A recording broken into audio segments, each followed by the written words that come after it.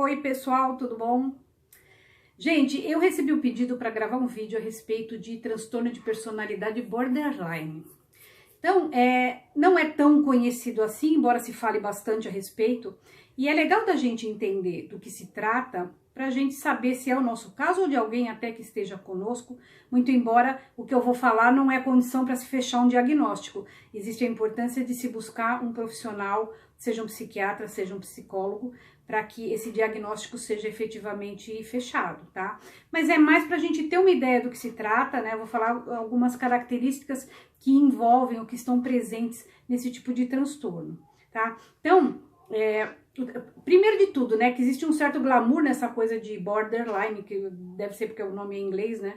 Que se a gente for levar ali ao pé da letra, seria tá no limite, ali na linha limite entre um estado e outro. Mas o que importa realmente são as características que estão associadas a esse transtorno.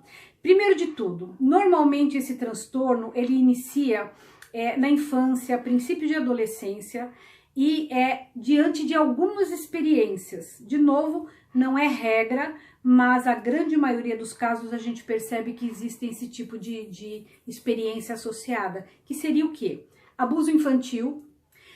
E quando eu falo em abuso infantil, eu não estou querendo dizer forçosamente ou necessariamente abuso sexual.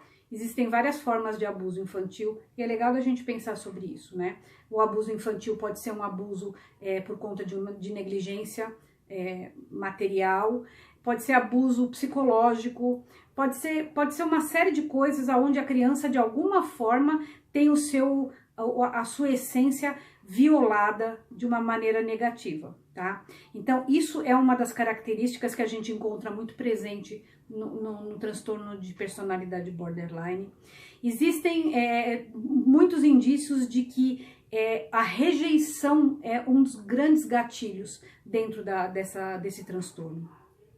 Então, veja que essa pessoa, ela cresce tendo a rejeição como alguma coisa extremamente marcante, e todas as vezes que ela se pega nessa possibilidade de rejeição, ela entra em crise. E essa pessoa, uma das coisas que a gente vê no transtorno de personalidade borderline a pessoa tem relacionamentos que são relacionamentos conturbados, onde existe uma dependência emocional muito grande em relação ao parceiro, e existe uma agressividade muito grande algumas vezes em relação a esse parceiro, e essa pessoa, ela cria um mundo meio que imaginário, composto não só dessa coisa irreal, como de mentiras. Não é raro uma pessoa que tem transtorno de personalidade borderline, ela usar a mentira como uma forma, inclusive, de controlar o ambiente que está ao redor dela. Porque percebe, para essa pessoa, como é insuportável a questão da rejeição, ela precisa ter nem que for aqui dentro, ela precisa ter um controle sobre aquilo que acontece com ela para ela não se sentir mal. Essas pessoas, é comum elas se mutilarem, elas se autolesarem. Por que acontece isso, gente? As pessoas não entendem o porquê que uma pessoa se corta, se fere. Vamos pensar assim, a pessoa está em dor emocional, ela está em processo de dor emocional.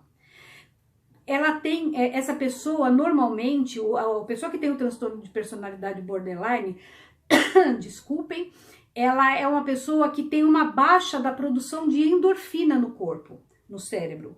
Então, o que acontece? Quando a gente se machuca, o cérebro produz uma quantidade maior de endorfina, porque a endorfina é o anestésico natural do corpo. Então, a pessoa, quando ela se mutila, ela, na verdade, inconscientemente, ela está fazendo o quê? Ela está fazendo com que o cérebro produza endorfina. Por quê?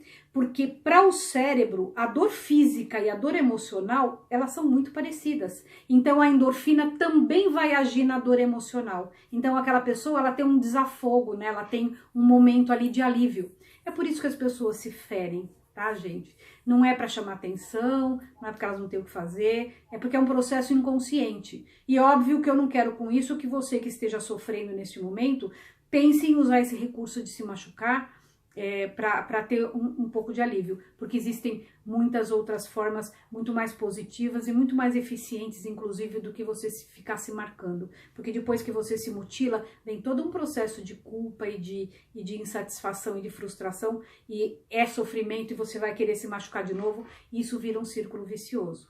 Então, gente, bem no geralzão, isso seria características mais presentes dentro do transtorno de personalidade borderline.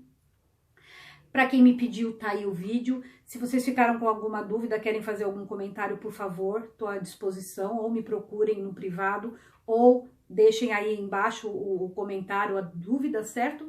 E foi muito bom falar com vocês de novo. Falei demais, inclusive, bom falar com vocês, bom estar com vocês, até o próximo vídeo e beijo no coração de todo mundo.